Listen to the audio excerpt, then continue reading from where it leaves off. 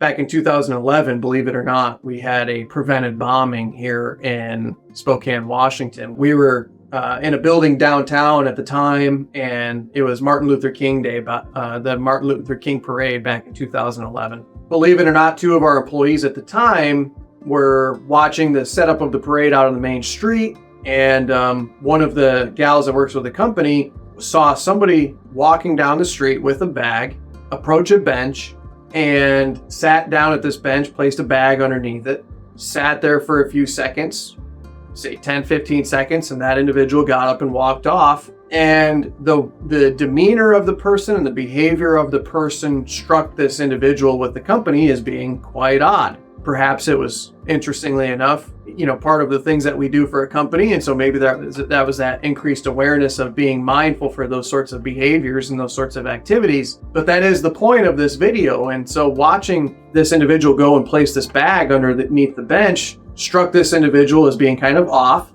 And there was those behavioral considerations to identify something's not right there. But first of all, recognizing that there isn't something that is totally normal about the situation. So they called this situation in, and law enforcement officers came and inspect the bag. They actually came in with a robot and was able to inspect the bag and identified, in fact, that there was a bomb within the bag, and somebody was planning an attack on the Martin Luther King parade during this day back in 2011. It's a fascinating story. You can go on the FBI website and see the story still. It just goes to show you that situational awareness and practicing this concept can be so impactful to an individual's day to day, whether it's maybe preventing things from happening, but also giving that possibility to quicken a response or making a response should an emergency occur more effective. So I want to provide one quick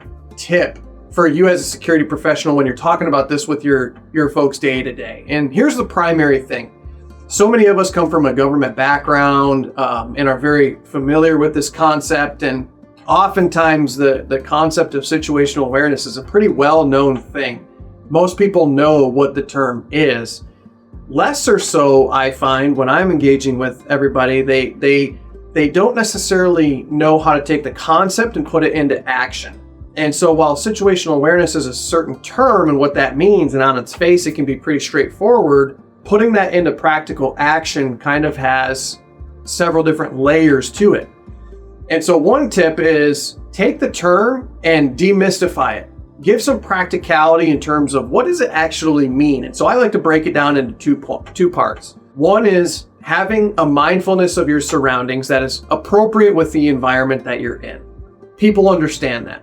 You are familiar with what your home is like, and so because of that, you can let your guard down, so to speak, when you're at your home, more so than what you might if you're traveling to a new environment overseas, perhaps on vacation or something for work. And so when I'm explaining this, I will walk them through those different layers of an environment that they might be going through, and based upon that familiarity that you have, you should be having your awareness of the location match that level of familiarity or unfamiliarity that you have with the environment.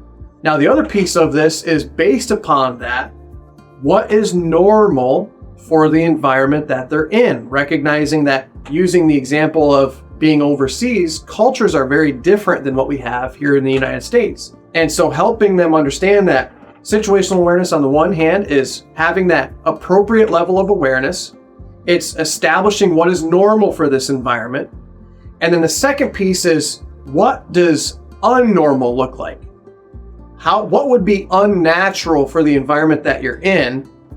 And the last piece of this is, based upon your observations, based upon what you're consuming, the information that you as an individual are consuming around you, as you observe these different things, what are those actions that you need to take to appropriately impact or affect your individual safety and security? And so rather than just taking for granted perhaps, or rather than just assuming that, individuals might know what situational awareness is, it is a very well-known term, laying it out in basic concepts like this that's relatable to that end user day to day can really help with that ability to put it into practice. Some individuals I've seen use Cooper's colors. If you're familiar with that, you can look those up if you're not familiar with those, or the OODA loop if you're familiar with that as well. Those are all well and good, but what we like to do at the center when we're relating this kind of material to individuals on a day-to-day basis is use very common vernacular and terminology that helps relate it to that end user experience so that they can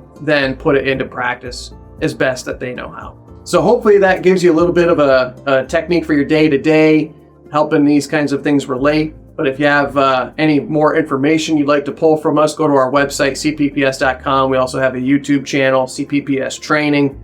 But for now, thanks for watching. Take care.